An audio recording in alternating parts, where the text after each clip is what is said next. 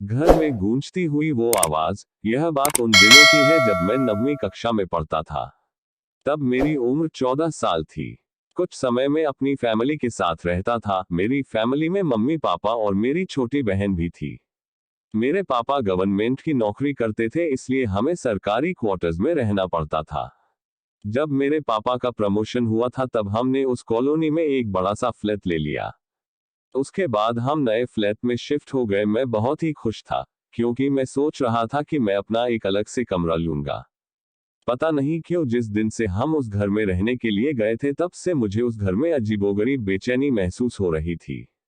उस घर में मुझे देर से सोने की आदत थी, क्योंकि हमारा टीवी चैनल वाला हर रात को एक नई फिल्म दिखाता था और मेरे मम्मी पापा और बहन दूसरे कमरे में जल्द सो जाते थे।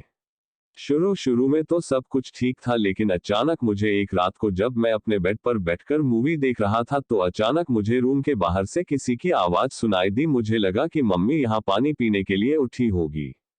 मैंने ध्यान नहीं दिया, हाँ, लेकिन मैंने टीवी का आवाज थोड़ा धीमा कर दिया, लेकिन 4-5 मिनट के बाद फिर से वही आवाज आने लगी। वह आवाज किसी औरत के चलने पर उसके पायल की आवाज आती हो, जैसे कि छन छन छन, बिल्कुल ऐसे ही आवाज आ रही थी। मैंने टीवी का आवाज बिल्कुल बंद कर दिया, लेकिन बाहर से वही आवाज आ रही थी, छन छन छन। यह आवाज सुनकर मेरा शरीर कांपने लगा और मेरे रोंगटे भी खड़े हो गए। आवाज लगातार आ रही थी और 4-5 सेकंड के लिए सुनाई देती थी, उसके बाद बंद हो जाती थी। बाद में 3-4 मिनट के बाद फिर से छन छन छन, जैसे कि कोई भारी पायल पहनकर चल रही हो। मेरा दिल जोर जोर से धड़कने लगा है। ऐसा लग रहा था कि अभी मेरा हृदय छाती में से बाहर निकालकर मुंह में आ जाएगा। पता ही नहीं चल रहा था कि मैं क्या करूं। मैंने सोचा कि मैं अपने मम्मी पापा को भी उठाकर उनसे सारी बातें बता दूं। बाद में मैंने हिम्मत करके दरवाजा खोला तो अचानक वही आवाज सुनाई दी, छन छन छन। उस समय वही आवाज बिल्कुल मेरे सामने से आ रही थी। ऐसा लग रहा था कि कोई नई परिणीत स्त्री चलकर मेरे पास आ रही हो, लेकिन सिर्फ आवाज ही आ रही थी, सामने कोई भी नहीं दिख रहा था और आवाज भी बिल्कुल स्पष्ट सुनाई दे रही थी, छन छन छन। मैंने मम्मी पापा को जगा दिया और सारी सच्चाई उनको बता दी। मेरे पापा इस बात को मानने के लिए बिल्कुल तैयार नहीं थी, वैसे भी वह सब पूरी तरह नींद में थे। किसी ने मेरी बात पर ध्यान नहीं दिया। बाद में मैं अपनी मम्मी पापा के साथ उनके कमरे में सो गया। ऐसे ही 3-4 दिन निकलने के बाद एक रात को फिर से वही आवाज सुनाई दी, छन छन छन। बाद में मुझे उस आवाज की आदत पड़ गई।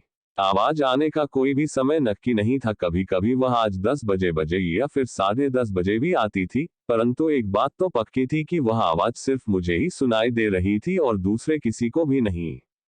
कभी कभी मैं वह आवाज मुझे बहुत ही डर जाता था, लेकिन हमारी कमी कभी भी कुछ भी खराब नहीं होना था। 8-9 महीने बाद हमें एक नया फ्लैट मिल गया और हम वहां पर शिफ्ट हो गए। उसी फ्लैट में हमारी जगह पर जो नए लोग रहने के लिए आए थे वह हमारे जान पहचान के लोग थे। उनका बेटा मेरा बहुत अच्छा दोस्त था और उनका फैमिली काफी बड़ा था। एक दिन वह अंकल हमारे घर पर आए और हमसे पूछा कि क्या आपको कभी कभी कोई आवाज सुनाई दे रही थी। बस यही बात सुनकर मुझे पूरा यकीन हो गया था कि वह कोई मेरा वहम नहीं था। उस अंकल के पूरे परिवार ने वही आवाज सुनी थी।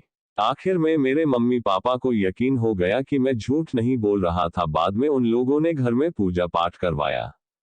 हमने यह बात जानने की कोशिश की थी कि उस घर में आखिर हुआ क्या था।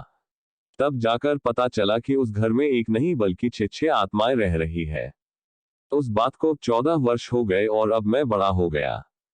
मुझे पता नहीं है कि क्या आज भी वही आवाज सुनाई दे रही है या नहीं, लेकिन आज भी मैं उस आवाज के बारे में सोचता हूं तो मेरे मन में एक अजीब सा डर लगने लगता है।